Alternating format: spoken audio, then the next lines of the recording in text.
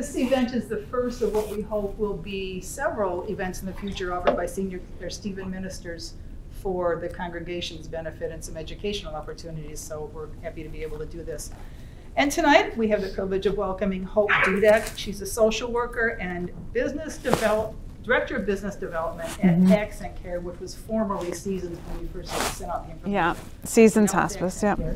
And she's going to tell you a little bit about herself and get the procedure started. Procedure, oh my goodness.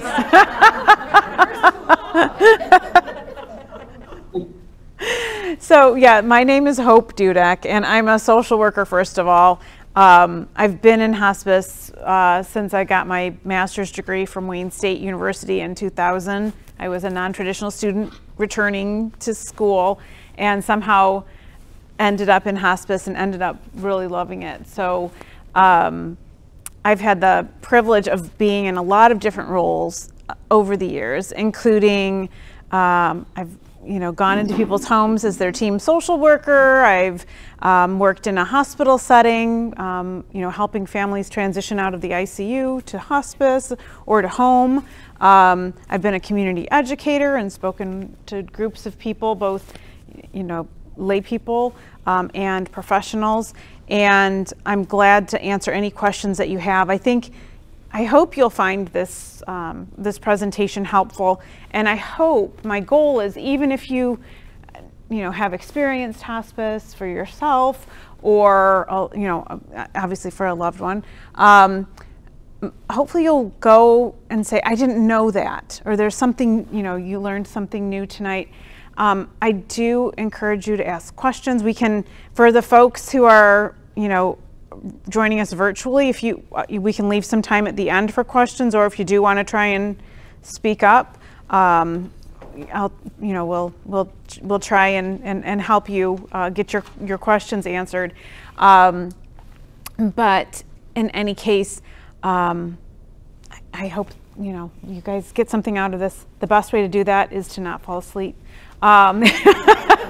If you do fall asleep, this is close to my bedtime actually. If any of us fall asleep, then we have to do a role play. So that usually keeps people awake, unless they're real show-offs.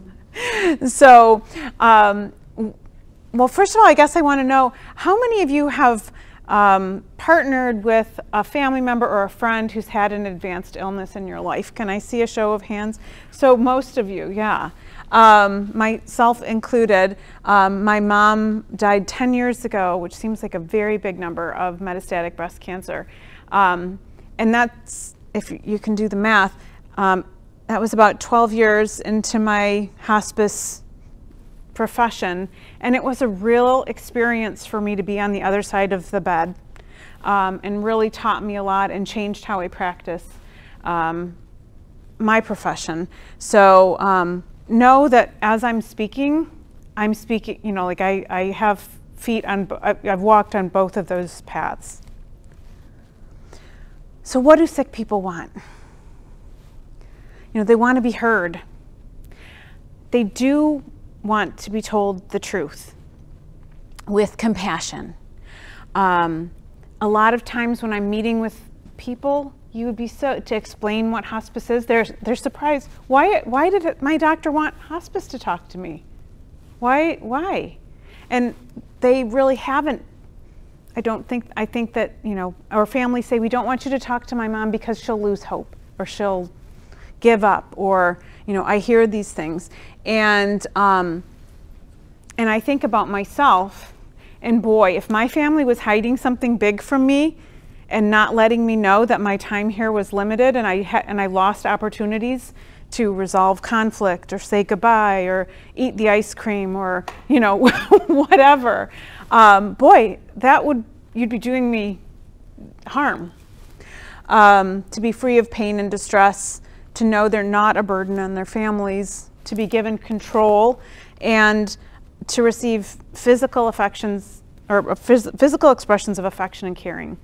I love that, because we often, especially if someone's having pain, or maybe someone with dementia gets riled up because we're interacting with them more, we withdraw from them, and we're making a wall So we don't have that open communication. And what I'm hoping is that this presentation will help you to open up communication in an appropriate way with your loved one or with who, or maybe with yourself. Maybe this will make you reflect and say, this is a time where I need to talk to my family about what I want. And so hopefully this is empowering. So what do families of sick loved ones want? They want to be heard. Typically, when I'm sitting down with a family, I say, so tell me why we're here today. What brought us to this point and what happened? And they typically have a lot to say. And you can see that it often relieves a burden when they're able to share their story, because you get about 5 minutes with a doctor, maybe, a lot of times. And to kind of collect your whole story and to share that with someone and to have them understand it and respond to you is special. Again, to be told the truth with compassion, to be led through the unknown by an expert. I like to say that what me and my coworkers do is to help, we bring a flashlight with us and we help shine a light on what seems like a very dark place. And when we have that light, we can see that we're not alone. We have someone with us. We have maybe a whole team of people we're bringing in who are helping us in this dark time. So that's wonderful. To be affirmed in their care of their loved one. This is a good choice. This is a valid choice, that whether it's hospice, whether it's continuing with aggressive treatment, whatever that might be, affirming what that right thing is for them. To be given control. Really, if you want to feel out of control, get a big diagnosis, right? I see people nodding in here. And to be supported through their grief in a healing way. And again, I think if all of the stuff above that on the list hasn't happened, it's harder to grieve. What we find is when families and when patients receive good, appropriate care and symptom management and their suffering is alleviated, on the other side of things, the people who are grieving the loss of them ultimately do better with grief. And I think that's why we see... Excuse me. Oh, yes. Can you guys hear me? Yes. We cannot see any of the slides. We are only looking at the first slide of the presentation. The slides are not changing for us. Huh. Okay. Maybe it looks the same, because a lot of stuff was the same on both slides. Yeah. Do you see? No, I mean, it's just one slide. I can see on the PowerPoint on the left, it's just at number 1. Okay. And that's everybody's experience at home, not just mine. We've been chatting in the chat. Yeah, this is changing. So, can we share the screen? Maybe this screen? Let's see. No, that's a Zoom. Let's see here. Thanks for speaking up. Let's say share. Let's see. That's it. Yeah. Can we just share the screen? Let us know if anything changes for you, please. Okay, well. Let's see. Oh, you're sharing. We are sharing. Ask her what the title is of the page she's watching. Stop sharing to try to bring. She says it says number 1. Here, let's. Yeah. Yeah, I don't see a number at all. What does on? Yeah, see, there's still truth, touch, and yeah. Well, that's the On the next. left side, there, I can see that you've got slides numbered, all the way down, like in the PowerPoint, and I think you're probably. We're just at the top. Oh, I see that. I didn't know what that was. Yeah, that's the number. That's the slides. Here, let's see.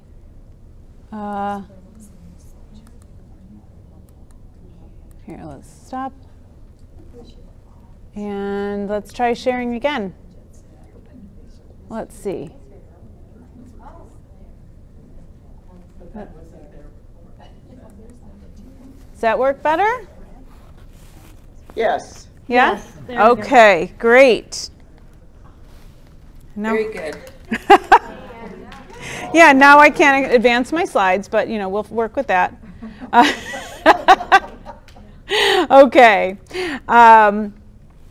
So let's see if this will work. Yep. Okay. Now we're cooking with bacon. All right. So truth, touch, and time. This is going back to that, you know, what people tend to want as they're dealing with an advanced illness.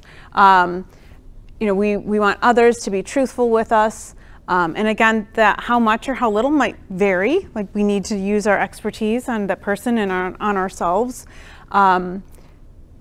We want truth. And I usually don't like to do too much reading off of slides, but I just loved this What People Want at the End of Life article from the Canadian Medical Association Journal. Just really got to me because it resonated with my experience as a truth.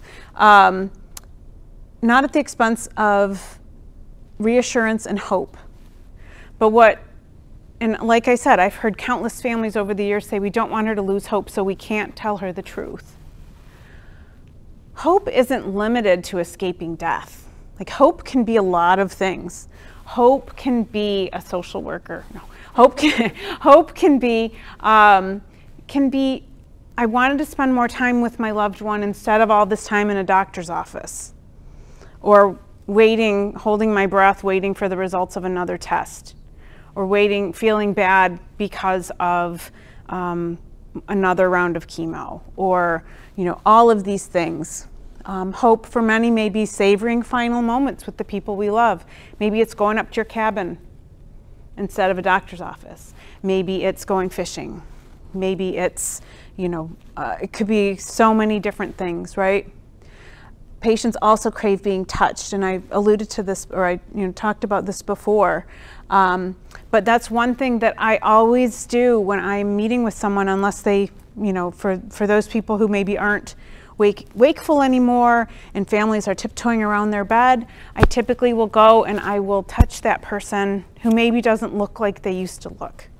You know, I'll touch them, you know, maybe like right on their arm or on their chest, you know, like right, you know, where they can, you know, feel that warmth and feel connection. And really connect with that person and make it okay so that the others in the family can hold a hand or paint some fingernails or do something. Yes, we have a question. When you're with the patient, are there other people there? Are you managing some of that at that same time? Absolutely. And so they also need to hear the truth and the expression of hope as it relates to the truth. That's right. And I've not been around too many people. When my wife died, there was just family around. Nobody was talking or anything, but it was quick. And but the concern that I have sometimes is that everybody's under stress. People are asking questions, and you might be buttressed against some other activities that are going on in the room. How do you control that?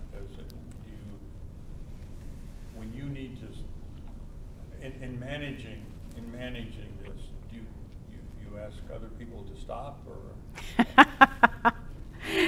You know, I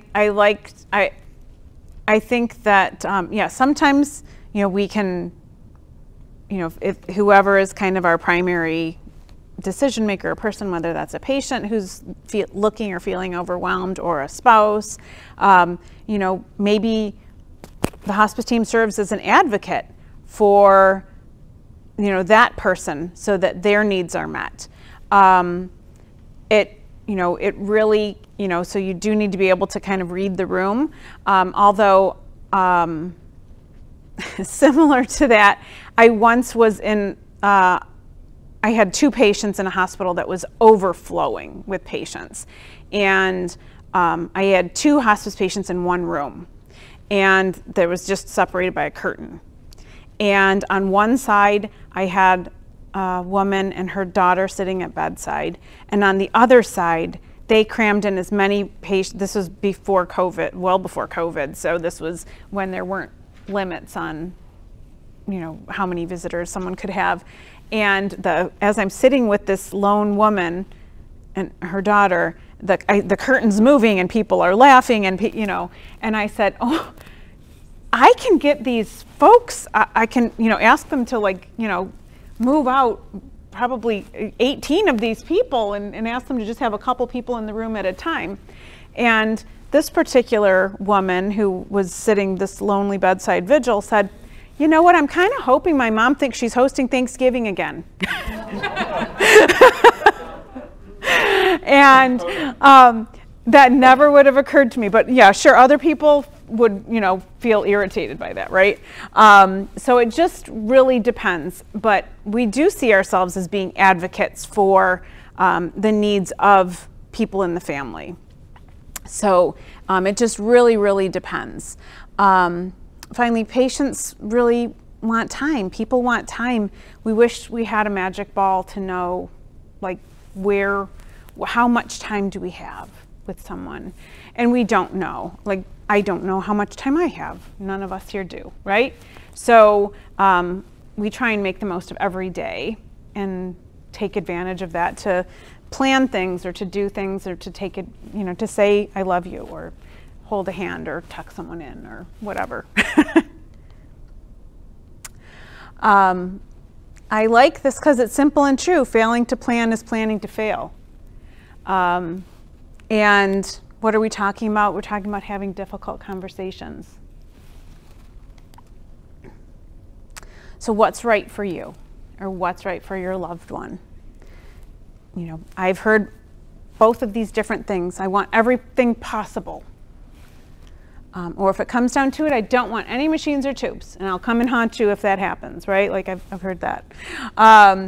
You know, whatever the wishes are, a person is much more statistically, scientifically, clinically, much more likely to have their wishes met if they have designated a legal decision maker. Much more. And how many people in here, show of hands, have a medical durable power of attorney done? If you're over 18, you should have it.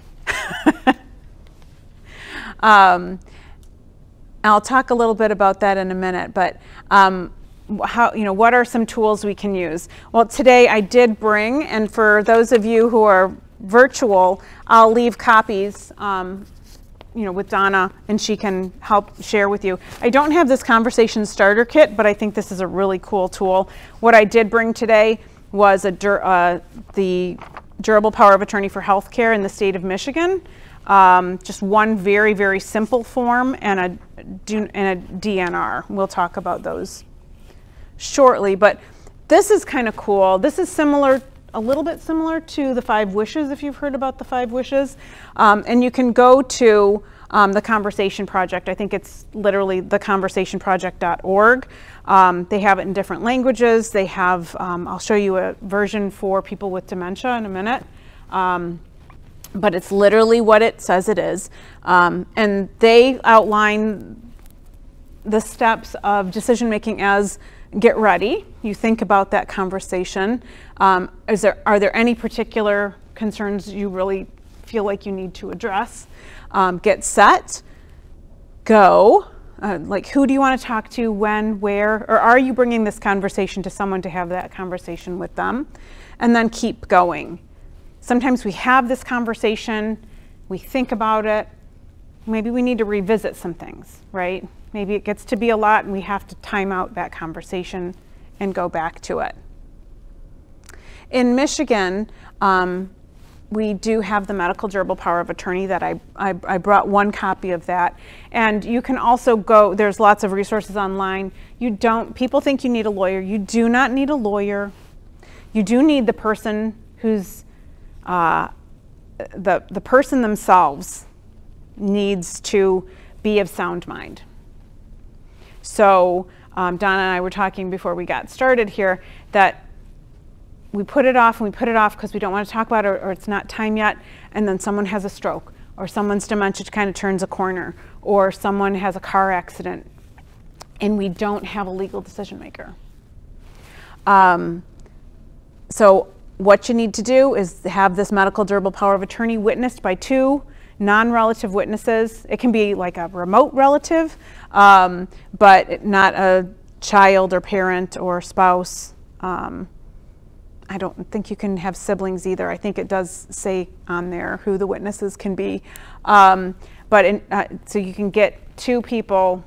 I did my own for myself and my husband during a dinner party. I just had 2 of my friends witness. This is the life of a hospice social worker and a cop. But we did that, and it's super easy to do. You do or don't have to put in lots of details. If you have very specific ideas about how you want things to go, you can do that. But remember that in Michigan, whoever you're designating doesn't have to follow your specific wishes. They become your voice.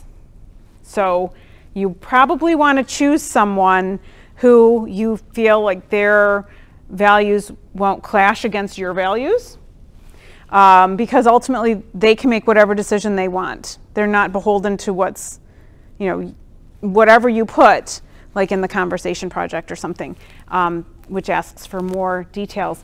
That part's not legal. It's just the legal designate is that person who suddenly is able to make the decisions. Now, I've had families choose, I think the worst thing you can do is say, these are my 2 children are my co-patient advocates.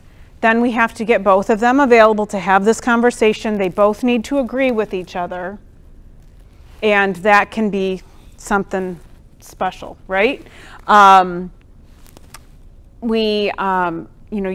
think one thing that I've also had families say, well, my daughter's always been on the outs. She's really struggled over the years. I want to give her something special, so she's going to be the one who makes my decisions. Oh, well, I don't know that that's ever helped anyone to feel great. You kind of want your person who's like, my dad chose me. I'm the medical person in the family. He chose me. He knows that he knows what my values are. They mirror what his are if he is unable to speak for himself. And just because you have that signed doesn't mean that you're able to, or that the patient advocate, the person you designate, just because you sign it and have witnesses, it doesn't mean that person is taking over. The designate doesn't take over for you unless you're not able to make decisions for yourself. Does that make sense? So you have to be not able to make decisions for that person to step in. 5 wishes, again, you don't need a lawyer. A lot of times, like I'll see this booklet at like libraries and stuff. In Michigan, it is accepted as a legal designation of patient advocate, but your patient advocate has to go the extra step. And typically 5 wishes booklets don't include this acceptance of patient advocate. So this is something that person has to sign to say, I accept this job. And then the DNR. This requires a physician's signature, but it's an awfully good idea if you know that this is your wish. I think you can go ahead and get that, have that signed.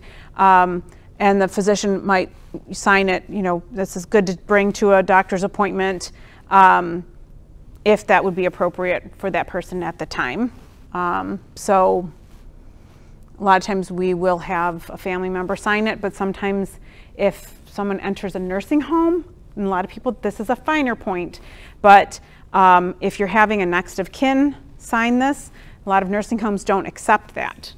So that person has to go, that person who's signing on behalf, like as next of kin, would have to go actually get legal guardianship and have a judge say you're able to sign a do not resuscitate order. Does this mean when there's a doctor's signature on it, the person that you assigned to make last minute No, decisions that's different. So that's the DNR, the do not resuscitate order. And the medical durable power of attorney doesn't need a physician's signature, just the two witnesses. No, but can the person that's the medical durable power of attorney, can they override your request to not be resuscitated? Yeah. Make you hang on longer than you want to, okay. Yeah, yeah, that's why you got to choose wisely.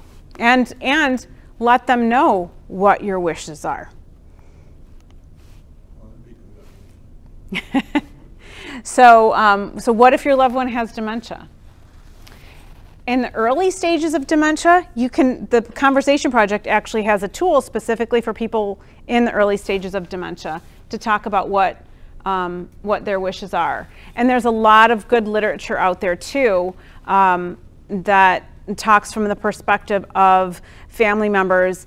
You know, a dementia diagnosis comes up, and you need to talk about, there are some finer points, like, do you want artificial feeding if you become unable to eat? Do you want to be resuscitated? There are some special points to that you may be able to talk about with that person with dementia, but may have a smaller window than maybe someone who's, doesn't have that diagnosis. If you're looking at wanting advanced directives or wanting to designate a patient advocate for someone with moderate to advanced dementia, that's someone who's so confused that they are not oriented to their situation, they don't have the memory span to understand where they're at, you've lost your opportunity.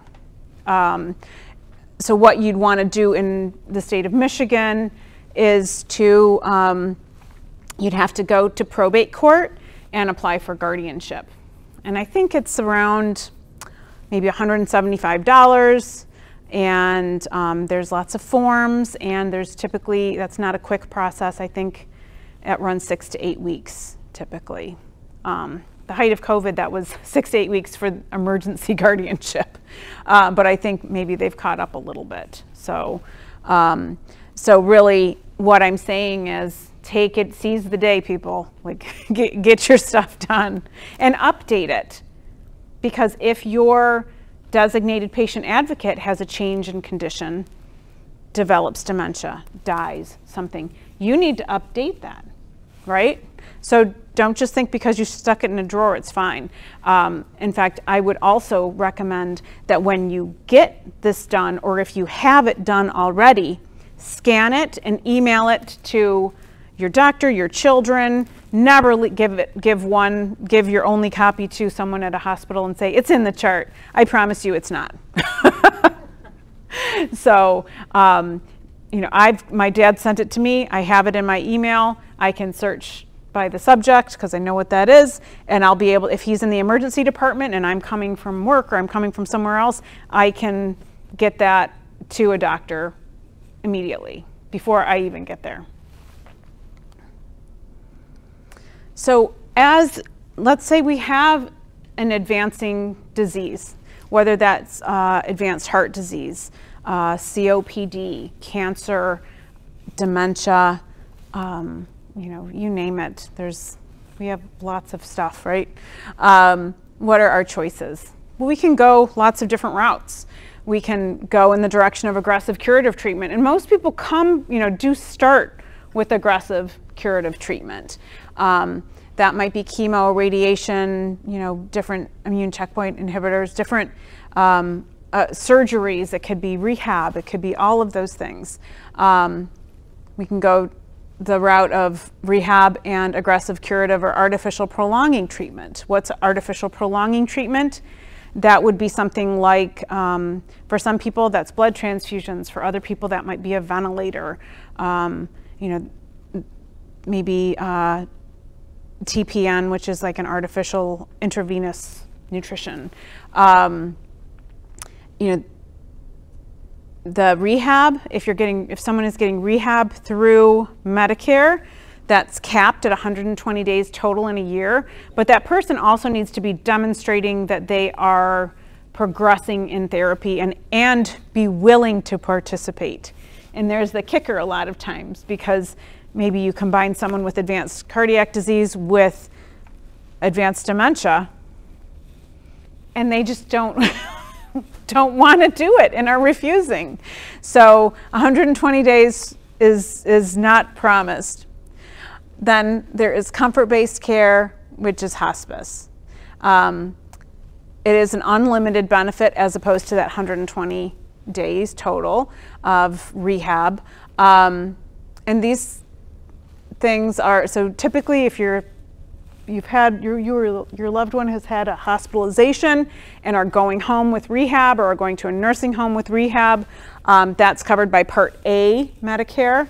Hospice is Part A Medicare, and they are mutually exclusive. So at some point you would make a choice between the two, or you exhaust the rehab and then come into hospice. So it's unlimited. Someone has to qualify. They have to meet the eligibility. I'll talk a little bit about that in a little minute.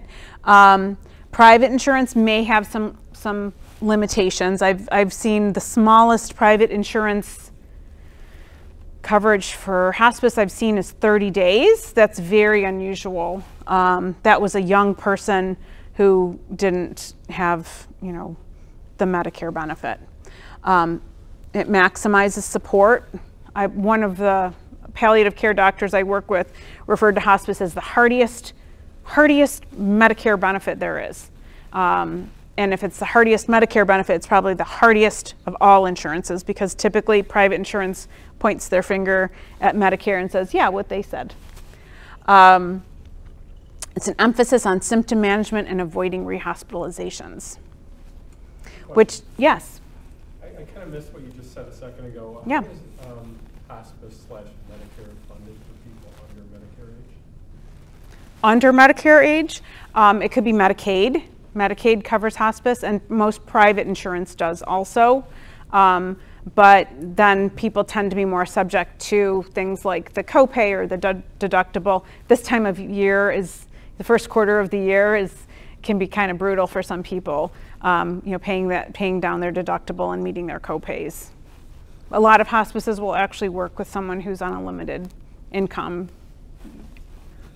Question, if someone goes into hospice and they change their mind long term, can they go back up to rehabilitation stage?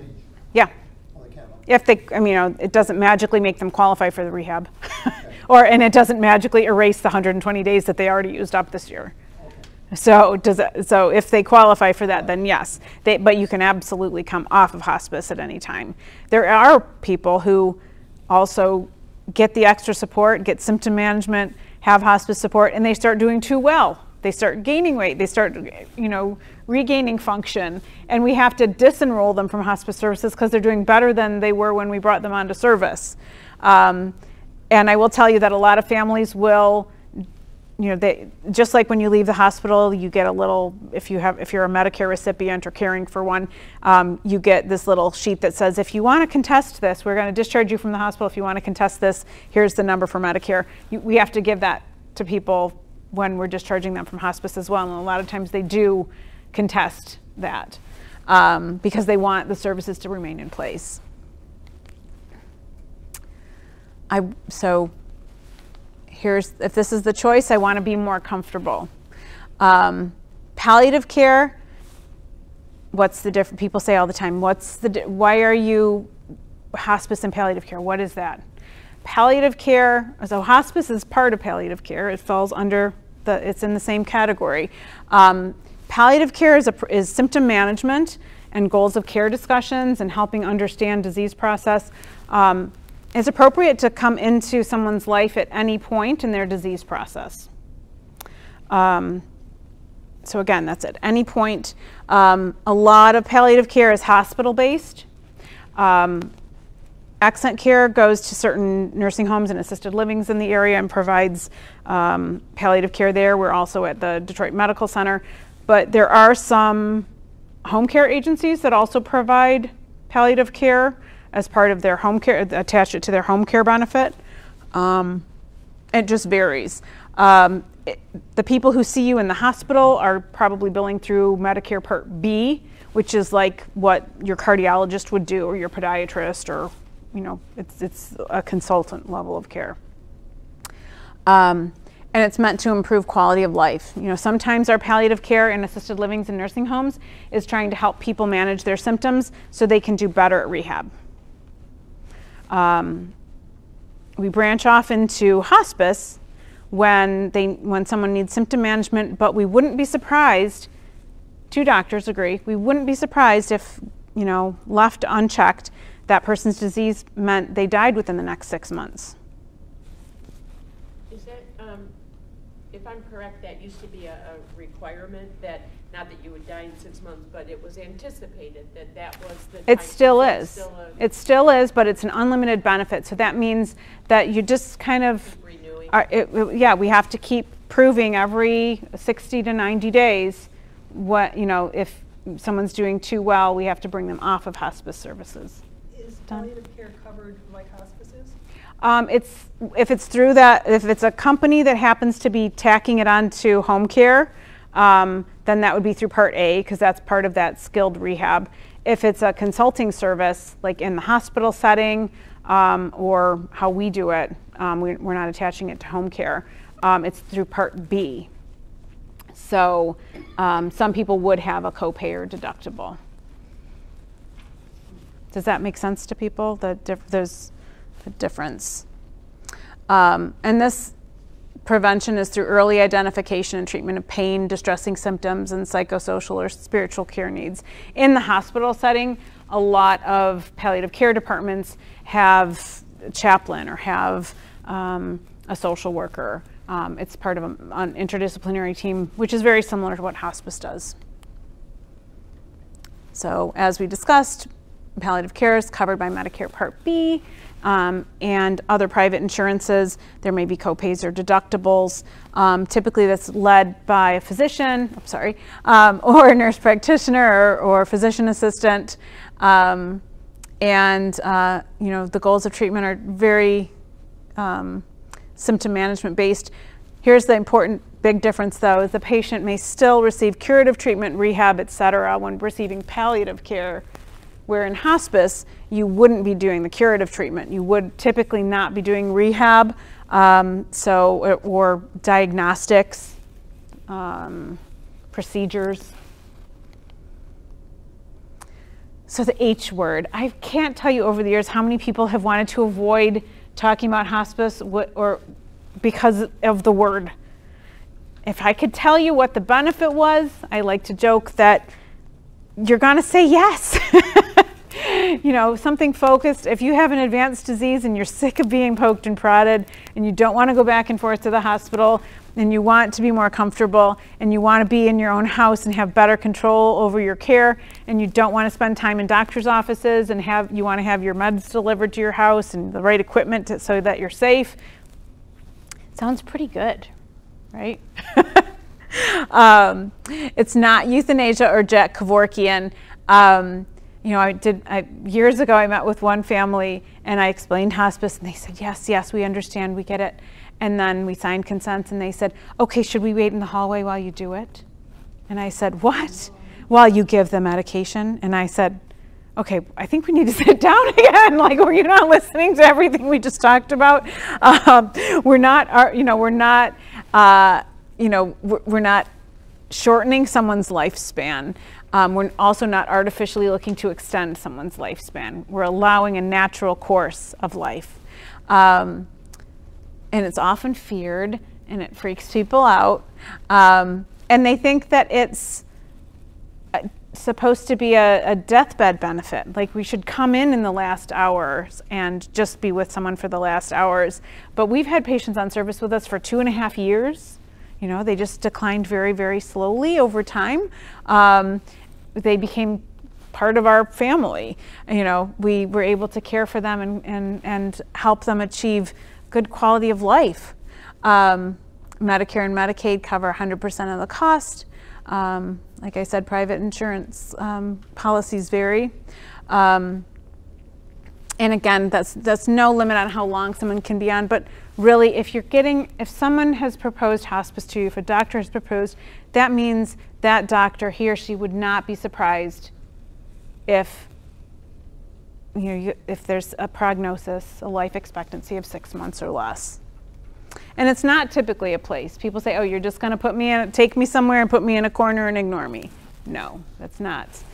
We have patients who go to the casino. We have patients who go up north, who, you know, go to Florida. You know, we're not telling people they can't eat something or they can't do something. It's really everything as tolerated. Like, what do you want to do?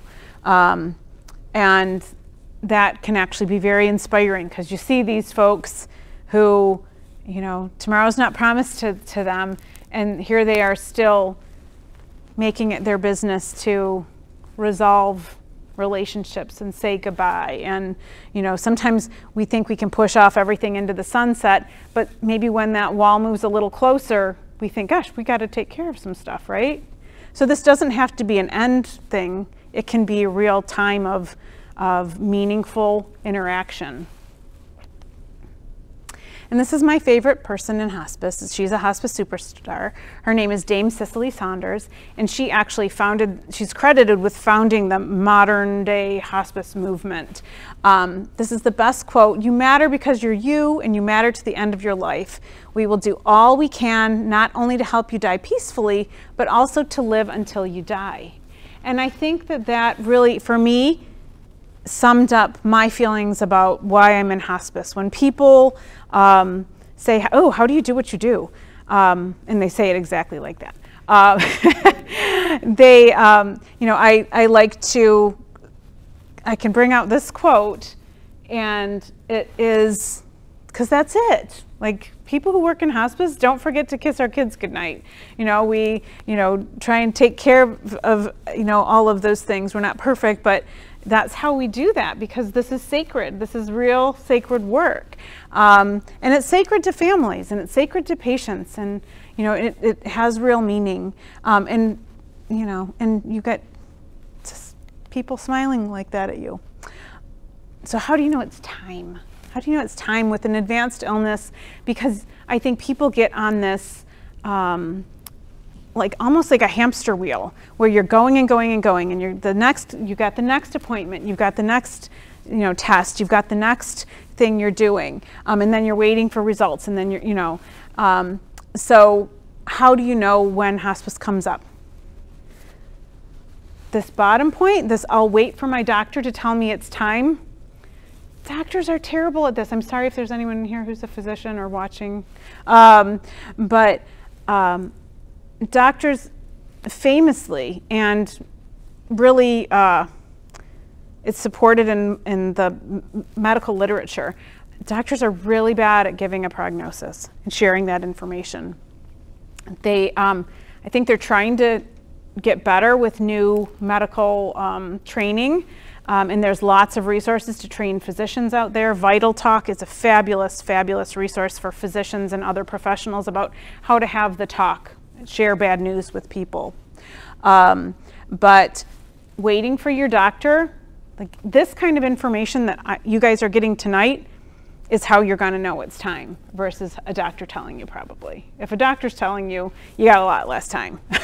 But if you want to take full advantage of that hospice benefit, look for what we're talking about tonight. So disease is progressing.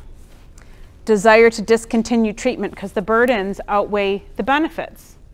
Maybe someone's doctor is saying, I really think this disease can be controlled if you take these steps. And the person says, screw those steps, I don't want to do that. They may be appropriate for hospice. Or maybe there aren't further available options that are acceptable or appropriate. You know, maybe at some point you don't want to do any more clinical trials, or at some point you're sick of going to the doctor, at some point it doesn't make sense for you anymore. That's a really good time to think about hospice. And then there is real criteria. You can't just, we had someone, one of my coworkers went and met with a woman, and she said, you know, I just got this diagnosis and it just seems horrible. Like, I just want to come on to hospice now. So can you just help me out? And she had just been diagnosed with something that, you know, had like a 20-year prognosis, and she just didn't want to deal. We couldn't bring her onto service because she didn't meet the criteria. This is from the National Hospice and Palliative Care Organization surveys Medicare, like does kind of digs into the data to see who's utilizing hospice. I think this is from 2018, or this is from the 2020 report, 2021 report. So it's backwards looking. So it looks back to 2019. The average length of stay for Medicare patients in 2019 was 92.6 days. So that's 93 days. It's intended to be a 180-day benefit. So that was the average length of stay. But the median, which says we have equal, like if we look at all the people and we assign them a day value, you know, the median is there's equal numbers of people on this side and equal numbers of people on this side. The median length of stay was 18 days. So there's a bunch of people for whom it really is a deathbed benefit, who really are coming in at the very last minute. And then there's a lot more people, you know, and then there's people on the other side who are, you know, taking better advantage or able to get the more support that this entitlement program, you know, is trying to give. You know, you can also see that since 2015, this hasn't changed all that much. So as far as the number of patients or the median length of stay, we're kind of stuck. And again, I do think that that's partly because of misunderstanding of what hospice is. I think it's people waiting for their doctors to lead them in their care and not advocating for themselves. So what does a hospice patient look like? Forget, like, you know, you do need to have a diagnosis that is life-limiting. But, and I swear to you, I've been married to my husband for almost 30 years, and he still, and I've been in hospice for 22, and he still is like, well, that person didn't have cancer, why were they on hospice? It's not just about cancer. We've actually had people come on, I hear about new diagnoses all the time. We had someone come on to service who had an autoimmune disorder, you know, who like a very severe form of rheumatoid arthritis. She'd been on steroids for so long that her immune system was completely decimated and she was having a lot of pain. So we brought her on for that because she showed the signs that we look for kind of universally among the different diagnoses. So nutritional decline. This might be in the form of weight loss, and if that person has lost about 10% in the past 6 months or so, they're almost a slam dunk for being hospice appropriate if they have that life-limiting disease also. Typically, we see cognitive or social decline. That might be the person who was the social butterfly no longer goes and plays cards. It might be that the person with dementia who was much more verbal is really not speaking, or maybe they just do occasional, you know, maybe short sentences or short words, maybe repetitive words. Functional decline went from being able to walk to using a walker, or maybe went from using a rollator to being wheelchair bound. You know, that kind, we're talking about very noticeable kind of decline. Could also be that functional decline could be able to walk, falls all the time. So the signs can be, you know, it can be real, like obvious, or they might be a little bit more subtle. We're also looking for someone who's maybe, and this part isn't mandatory, but if someone's really going back and forth to the hospital, you know, we need to say, why are they, you know, they're not adequately supported where they're at. They're not symptom managed, there's something going on so that they're going back and forth. With each and what's wrong with going back to the hospital? What's wrong with going back to the hospital is you're much more likely to pick up some sort of infection, right? And for our most fragile people, those people with dementia, you send them to a hospital back and forth, they come home and they are upside down. Their schedules are screwed up, they're, you know, black and blue from, you know, all the pokes and stuff. Their behaviors tend to, you know, be exacerbated. Or maybe we're seeing frequent infections. That might be a urinary tract infection, it might be a pneumonia, it might be a sepsis. But we're looking, and this isn't like just your little kind of UTI that a lot of people get because they don't drink a lot, but it's called a pyelonephritis. It's a upper UTI infection typically. But this is pretty easy. Like, you don't need to be a doctor to see that all of a sudden your dad's pants are falling off of him that you just bought him at Christmas, right? Because he's gotten so skinny. It's pretty easy to see if someone's not going to church anymore, right? It's pretty easy to see if they really aren't getting up and around, right? That's not, you don't need a degree to see these things. What qualifies a cancer patient? Sometimes people say, what? This is what we see a lot of times. Because really, I'm part of an organization, it's the Michigan Oncology Quality Consortium called MOXIE, and it's a bunch of practices, and they, for the past few years, have focused on improving their processes for, among other things. One thing that they were really looking at, which is how I got involved, was to increase their length of stay for hospice patients. The first year I was part of it, their goal was to improve, because most of the patients who were being referred were on service with hospice for a day. One day. That's not someone you're talking to. That's not someone who's praying with our chaplain. That's not any of that. Now they're trying to expand from 7 to like 30 days, I think.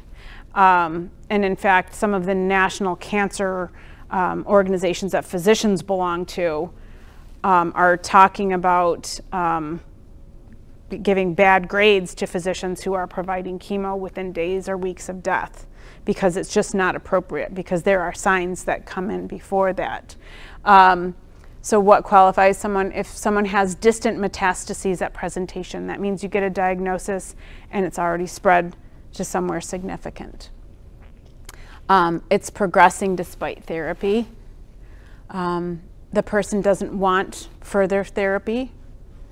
The person's condition is life-limiting, and the person and or family have been informed of this, and maybe they're electing treatment goals that are going toward the relief of symptoms rather than the cure of the underlying disease. And again, we need to see clinical progression of the disease, nutritional status that's worsened, and then some cancers kind of are on a fast track to being hospice eligible. But every year we come up with new treatments, and maybe there are some things that are more effective for some of these. And again, for everyone, I think you have to sit with that person and sit with and say what is important. My mom was this person, disease with distant metastases at presentation. She had extensive spinal mets at the cancer had moved to her spine when she had her mastectomy. And she opted to try and do a couple years of clinical trials. She thought, well, maybe my experience can help others eventually down the road, and she really wanted her youngest grandkids to have some memory of her, so bought her a couple years. But then when she was done, she made the decision to do that, and we had to, her doctor wouldn't even call us back for a day because he didn't agree.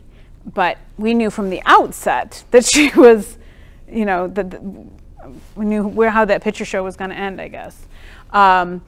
So to me, that proved some of the slides, personally. Like, I've seen the data, I've seen the clinical studies, but that to me, I lived that part. So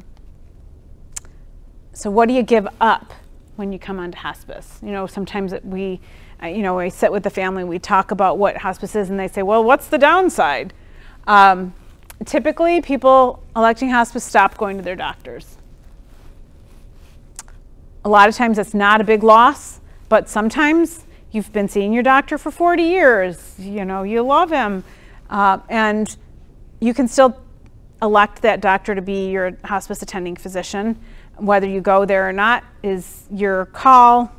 Obviously, the past couple of years, we haven't recommended that anyone go into a doctor's office, but, and again, a lot of people coming onto our service are having trouble with function, so it's a big thing to drag someone into a wheelchair and get them into a car and get them out of the car, and you know, all of that is just exhausting and dangerous to all involved. Most diagnostics and treatment with a curative aim are discontinued. Are there exceptions? Absolutely. We've had people who've said, you know, we had one guy, I think it was, who wanted to dance at his granddaughter's wedding. So he had a blood disorder. The blood transfusions helped him to be more energetic. So we approved a blood transfusion closer to the wedding so that he would have more oxygen on board and be able to enjoy that. That's called open access, and not every hospice does that equally, but you know, we're not shutting the door on everything. You know, it is physician-driven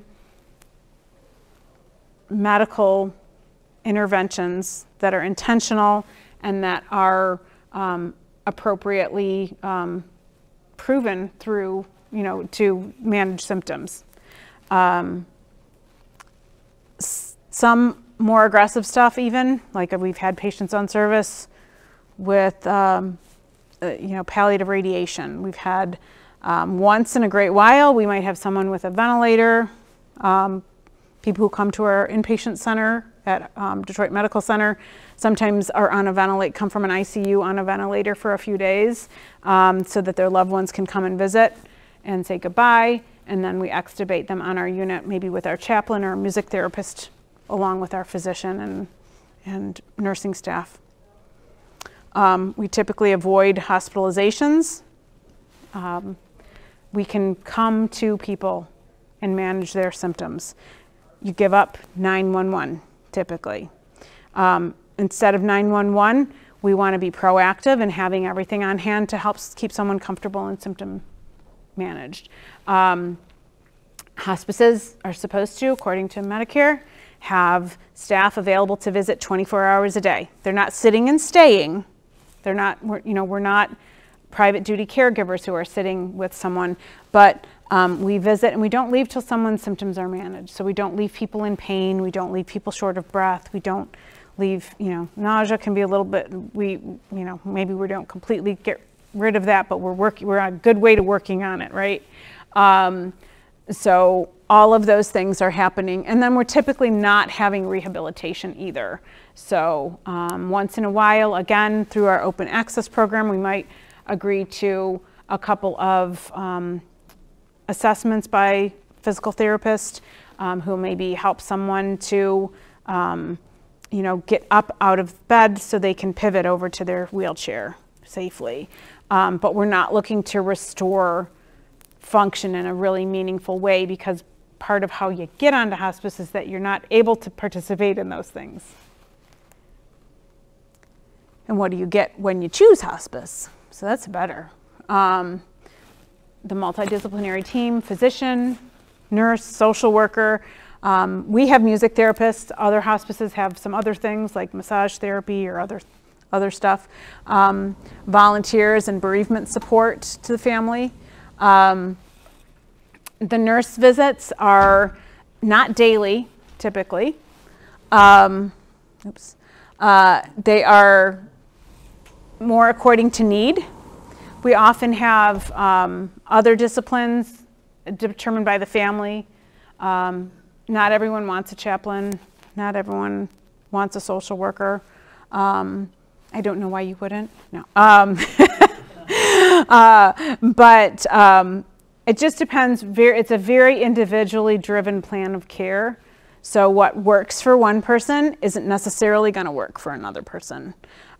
We've done, okay, well, I'll get to the cool stuff we've done. I'll brag in a second.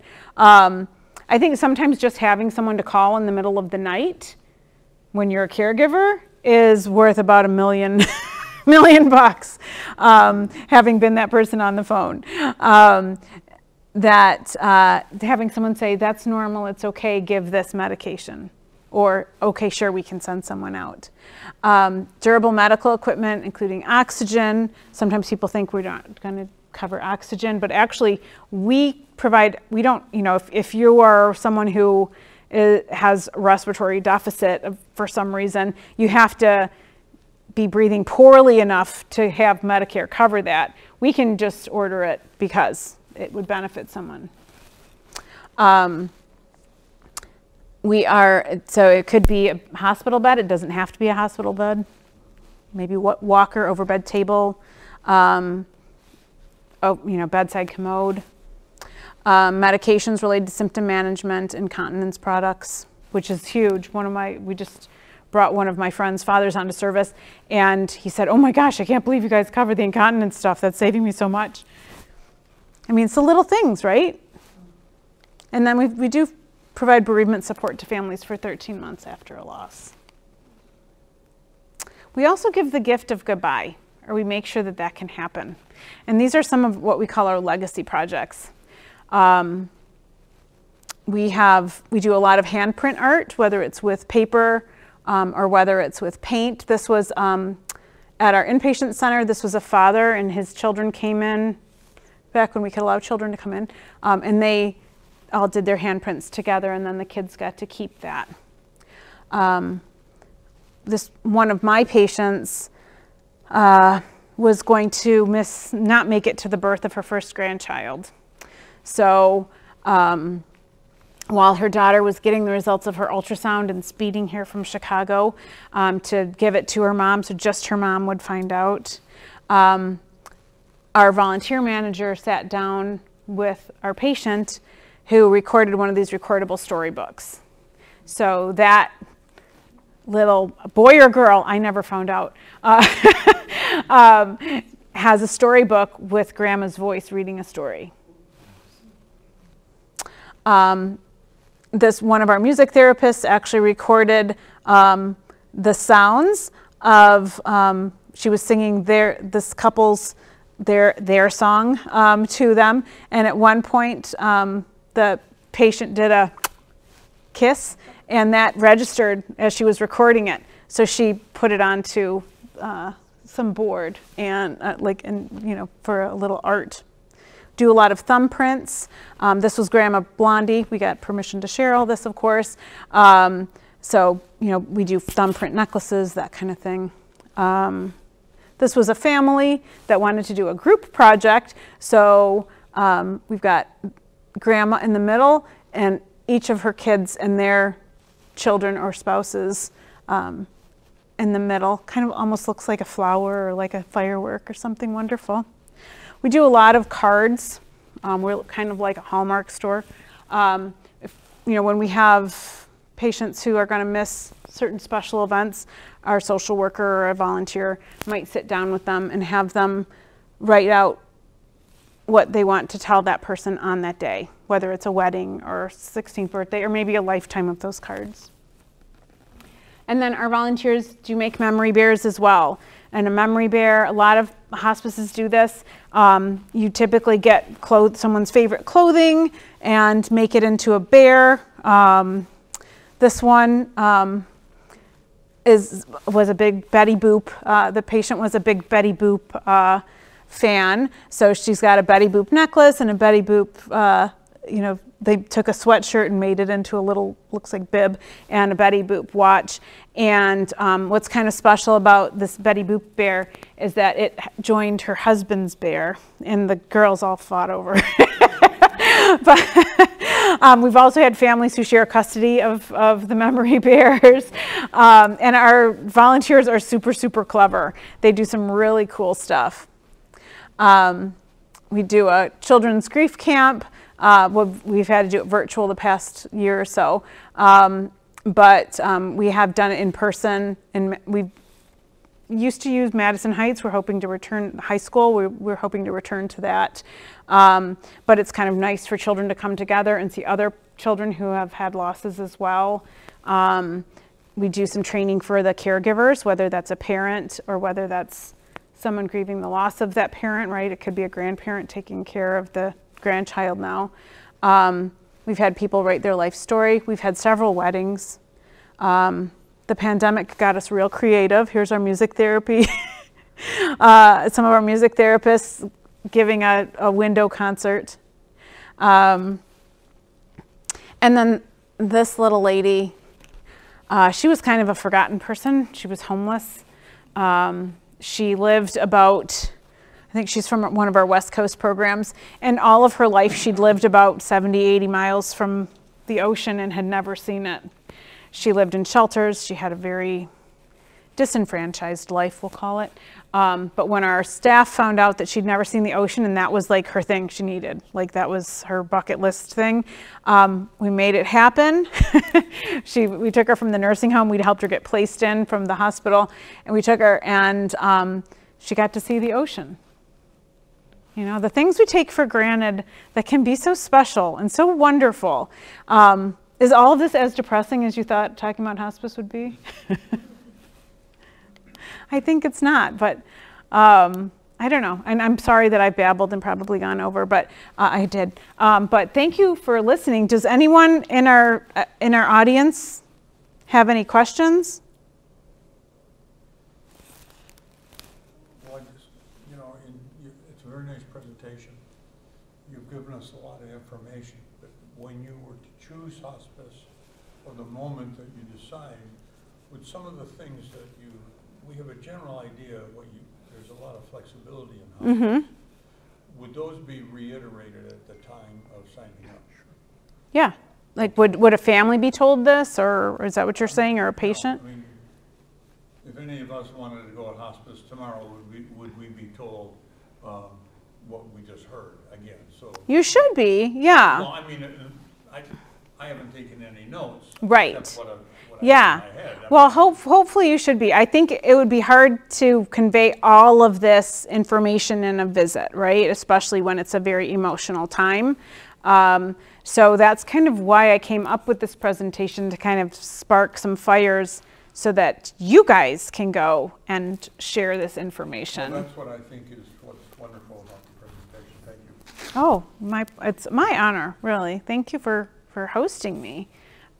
But does anyone out there have any virtual questions, or are you all good? We've fallen asleep. No, I see someone awake. I think that for India, a lot of people here, I think, have experienced hospice, Mm-hmm. and I think the H stands for holy in hospice. It's a holy experience. Mm-hmm.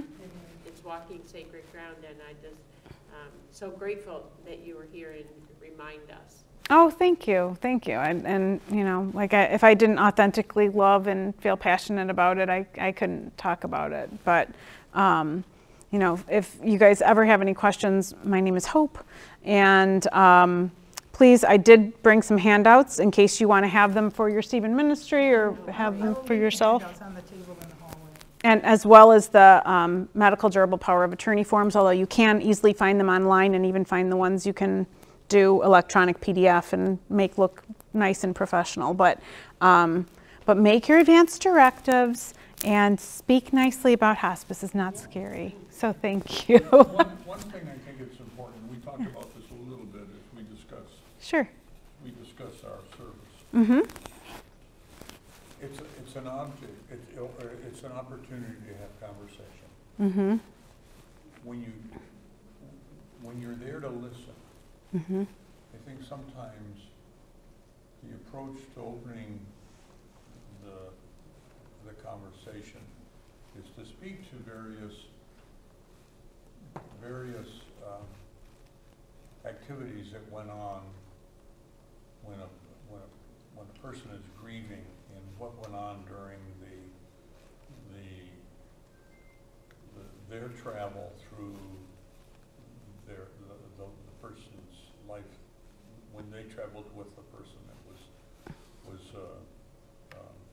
dying. Mm-hmm. Because it may have opened up in them something that was very dear, and they would only be able to share that with a caregiver. Mm-hmm.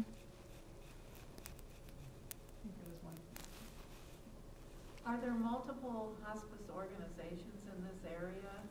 Well, in the United States, I think there's 4,600. Okay, okay. So yeah, so there are a lot. We used to be Seasons, we're now Accent Care. There's lots of other ones around there. You can go to Hospice Compare and compare the scores of hospices. Well, and you've also given us the criteria to look at, you know. Right. And, you know, what, you know, I think we all have the same, I like to tell people we have the same rules, but we don't all have the same culture. So, you know, I actually switched from another hospice to Seasons, now Accent Care, when my mom was diagnosed with metastatic cancer, because I was sitting in a meeting one day and I looked around the table and I was like, I don't want any of these people in my mom's house. And I thought, how am I bringing other people into this organization that I wouldn't bring my own family into? So I looked and I switched so that I could be prepared for that, and just to be authentic, right? Like you need to be comfortable with the people that you meet with, and you need to be able to trust, because we don't get do-overs, you know. We want to get it right, but we can't do that through mind reading. We can, you know, like you need to be able to communicate. You need to be able to talk about, to share that maybe something opened up in you that you need to talk about, you know, you know, what does their grief support look like? What does, you know, like what are those things that maybe we don't need now, but, you know, most importantly, are we representing our loved ones' interests? Are we speaking to our own interests when we're choosing hospice or palliative care or aggressive curative treatment? Like, you know, get good people on your side. You know, get good advisors. I think that's really, really important, right? Whether it's someone in healthcare or someone to be an extra set of ears for you if you're trying to make a decision by yourself. Like maybe a Stephen minister. See? See how I worked that in, Donna? Anyway, thank you guys so much. Sorry for going over, but you guys take it easy, and yay for you guys. Thank you guys for all you do. Stephen ministers are wonderful, so thank you for your hard work.